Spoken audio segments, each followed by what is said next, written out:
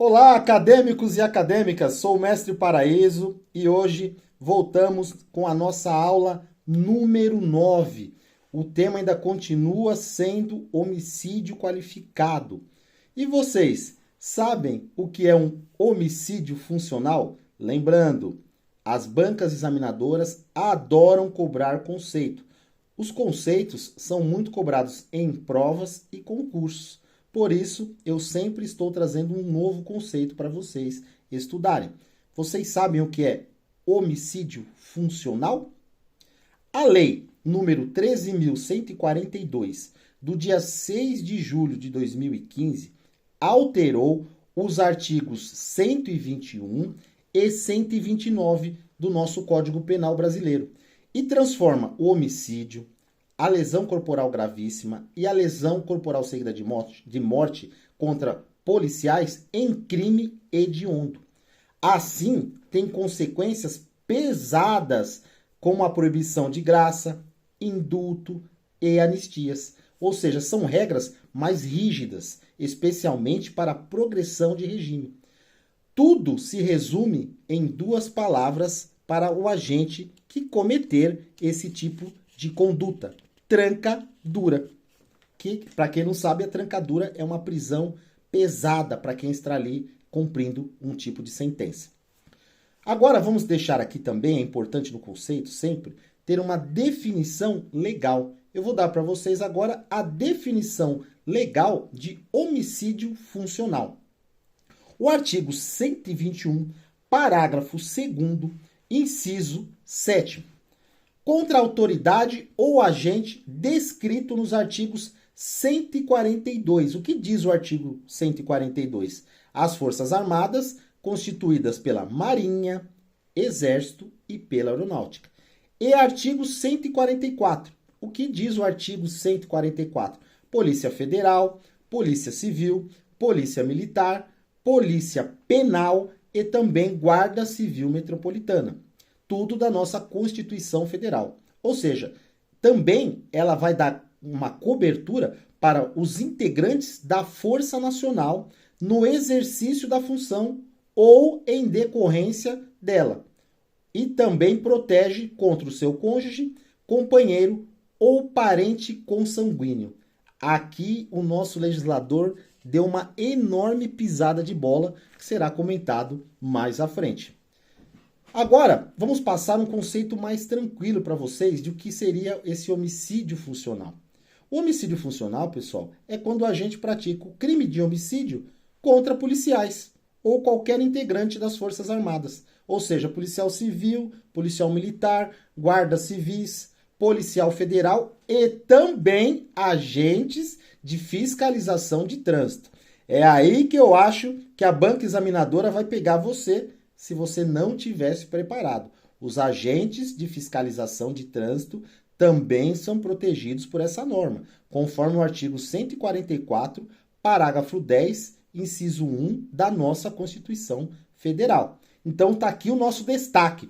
Lembre, pessoal, o destaque é certeza que o nosso examinador ou o seu professor vai cobrar na sala de aula. Porque é um ponto que gera grande dificuldade, é um ponto que tem uma tendência a você responder errado. O agente de trânsito, ele também está coberto pelo homicídio funcional? Sim. Matar agente de trânsito no exercício da função configura a qualificadora? Sim. Artigo 144, parágrafo 10, inciso 1º da nossa Constituição Federal. Muita gente acredita que não, mas está totalmente enganado, por isso que será motivo de cobrança na sua prova. Feito isso, vamos para aquele momento que eu adoro, né? Que é a pergunta de banca examinadora. A pergunta de banca examinadora, certeza. Em algum momento, ou na sua prova, ou para quem vai estar prestando uma OAB, ou para quem vai estar prestando para o Ministério Público, para quem está pensando em ser um juiz de direito, em algum momento você irá se deparar com uma pergunta de banca examinadora, que nós separamos aqui com todo cuidado, com muita pesquisa, para que você esteja preparado nesse dia. Então vamos lá? Matar agentes de polícia do Congresso Nacional, é o que o pessoal chama lá de polícia legislativa, atrai a qualificadora do artigo 121, parágrafo 2º, inciso 7º do Código Penal Brasileiro? Ou seja, se você matar um policial legislativo, ele atrai isso, essa ação de o agente matar o policial legislativo, atrai a qualificadora? Trata-se de um homicídio funcional? Vamos lá aí, vamos dar aí uns 10 segundinhos para você pensar se sim ou não. O que vocês acham, acadêmicos? A resposta é não. Não. Não. A Constituição Federal, em seus artigos 51, inciso 4º e artigo 52, inciso 8º, estabelece que é privativo à Câmara dos Deputados e ao Senado Federal dispor sobre a sua polícia. Assim sendo, não estão sujeitos ao artigo 144 da Constituição Federal. A sua abrangência iria atrair uma qualificadora que constituiria, ou seja, seria vedada a analogia in mala parte. Então, a resposta é não. Não atrai a nossa qualificadora do homicídio funcional. Ou seja, os policiais legislativos, se um agente matar um policial legislativo, ele com certeza será um homicídio qualificado por outros motivos, mas não pelo artigo 121, parágrafo 2º, inciso 7º, que é o homicídio funcional. Pergunta muito boa para cair em prova. Fiquem atentos a essa questão. Certeza que em algum momento vocês serão cobrados. Vai anotando essas questões de banca examinadora, vai anotando os nossos destaques e um dia você vai falar, estudei lá no canal do Mestre Paraíso e essa questão caiu. Já ouvi muito isso. É lógico, porque nós separamos aqui as perguntas que a banca examinadora adora perguntar para vocês. Sendo assim, mais uma pergunta de banca examinadora. O que é analogia in malam partem? É um termo, né? Um termo jurídico muito usado em latim, que sempre é cobrado em provas também. O que é analogia in malam partem? 5 segundos para você responderem. Bastante tempo, né? Pessoal, é aquela onde adota-se uma lei prejudicial ao réu. É uma lei que é reguladora e é muito semelhante a um caso que já aconteceu, ou seja, ela regula um caso semelhante. Em caso de omissão de quem? Do nosso legislador, quanto a alguma determinada conduta. O nosso legislador deixou de legislar para alguma coisa que aconteceu e você não pode ficar sem uma norma ou sem uma proteção legal. Isso é o que nós chamamos de analogia in malam parte. É aquela onde se adota lei prejudicial ao réu, reguladora de caso semelhante e em caso de omissão do legislador quanto a determinada conduta. Nós vamos ouvir muito falar disso em nossas aulas, por isso é importante você estudar. Está aqui mais uma grande dica do Mestre Paraíso. Continuando, falando sobre o nosso homicídio funcional. Atenção! Os crimes serão punidos mais severamente de acordo com a Lei 13.142 de 2015, quando cometido contra esposa, esposo, companheiro ou parente consanguíneo até 3º grau dos policiais, sejam eles policiais militares ou sejam eles policiais civis, GCM, e vocês já aprenderam também que os agentes de fiscalização de trânsito também. Então, com isso, surge uma pergunta muito polêmica, e será aqui vou colocar como uma pergunta de banca examinadora para vocês. Os filhos adotivos se enquadram na qualificadora do artigo 121, parágrafo 2º, inciso número 7 do nosso Código Penal? Tempo para vocês responderem. Se o filho adotado por um policial civil, um policial militar, ou um policial penal, ou uma guarda civil metropolitana, ele está acobertado por essa qualificadora do artigo 121, parágrafo 2º, inciso 7º? O que vocês acham? Sim ou não? Pasmem! Pasmem! Não! Não está. Trata-se de uma total discriminação, uma discriminação absurda. Mas nós, cientistas jurídicos, nós não podemos corrigi-la sob pena da analogia in mala parte. O legislador que deve retirar essa expressão parente consanguíneo, ele deve deixar só parente. É um absurdo, sei que causa revolta, existem vários professores que alegam novas teses sobre o assunto, mas a lei A lei, ela fala que não. Por quê? Por causa de uma pequena palavra, consanguíneo. Então, o nosso legislador, ele tem que tirar a palavra consanguíneo e deixar só parente, que daí sim, o nosso filho adotivo será também acobertado. É um absurdo, mas nós temos que trabalhar, pessoal, com a legislação. O cientista jurídico, ele tem que prestar atenção na legislação. Também concordo que isso é um verdadeiro absurdo, mas isso deve ser corrigido rapidamente como medida de urgência pelo nosso legislador. E para encerrar, né, como sempre, eu gosto muito de deixar aquela famosa pergunta. No caso do homicídio funcional, qual a natureza jurídica da qualificadora? Pessoal, o homicídio funcional cometido no exercício da função é, obviamente, uma qualificadora objetiva. Ou seja, se o agente cometer contra um policial que está no exercício da função, será uma qualificadora objetiva.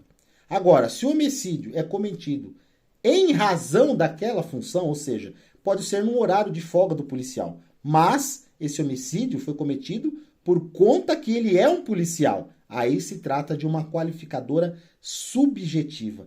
Interessante, né? No homicídio funcional pode ser objetiva ou subjetiva. Vai depender do quê? Da intenção desse agente. Se ele cometeu com o policial ali trabalhando, usando os seus uniformes, fardamento, viatura do Estado, é uma qualificadora objetiva. Se esse policial estiver de folga em um ambiente que ele esteja ali, em um horário de lazer, ou fazendo um outro tipo de atividade, trata-se de uma qualificadora subjetiva. Tema importantíssimo. É importante vocês deixarem o seu comentário sobre esse tema, que é falado todos os dias nesse momento, nas redes de televisão, internet. E por que disso? Trata-se de um tema antigo. Antes de finalizar, vou deixar aqui uma história para vocês, que aconteceu na época dos senhores feudais, na época dos castelos, reis, rainhas, príncipes, que era um período que nós estamos falando aqui de mais de 350 anos. Em um determinado dia, o rei observou que em suas coisas pessoais estava faltando um pêssego. Lembrando que era uma época que era muito difícil comer carne, comer uma maçã, comer um pêssego. Isso aí era algo que era voltado para as pessoas da realeza, né? A sociedade ali que vivia naquela condição, para comer um pêssego, para comer uma carne, tinha que caçar. Não era como hoje, que em qualquer esquina você encontra um açougue, qualquer supermercado você encontra carne com facilidade para comprar. E detalhe, o pêssego é uma fruta de época. E quem comia pêssego naquela época? A realeza. E o rei observou que faltou um pêssego. Falou, alguém comeu o meu pêssego. O que ele fez? Ele chamou a serva que cuidava dessa parte das questões da sua alimentação e falou, está faltando um pêssego. Qual a mão que você mais utiliza? A direita ou a esquerda? Ela disse, a esquerda. Então, o rei mandou cortar a mão esquerda da serva. E o príncipe só observando. Passado um tempo, o príncipe falou, pai, não consigo dormir, estou com a minha consciência pesada. Foi eu que comi o seu pêssego. Ele sentiu no coração dele tudo que tinha acontecido. E ele falou, pai, eu estou com a consciência muito pesada, fui eu que comi o pêssego. E o senhor mandou cortar a mão da nossa serva. E o pai disse para ele, filho, eu sei que a serva, a mão que ela mais utiliza é a direita. Então, eram duas informações que eu já tinha. Eu sabia que a mão que ela utiliza era a direita, mas mesmo assim eu permiti que cortasse a mão esquerda. E eu também sempre soube que foi você que comeu o meu pêssego. Mas eu, como rei, represento o Estado. E o Estado sempre deve dar uma resposta. Vejam, olha o livro de resposta há 350 anos. Hoje nós já estamos em 2023.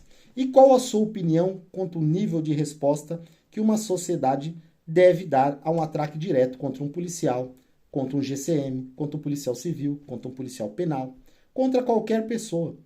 Muitas pessoas acreditam que isso é uma coisa só da polícia.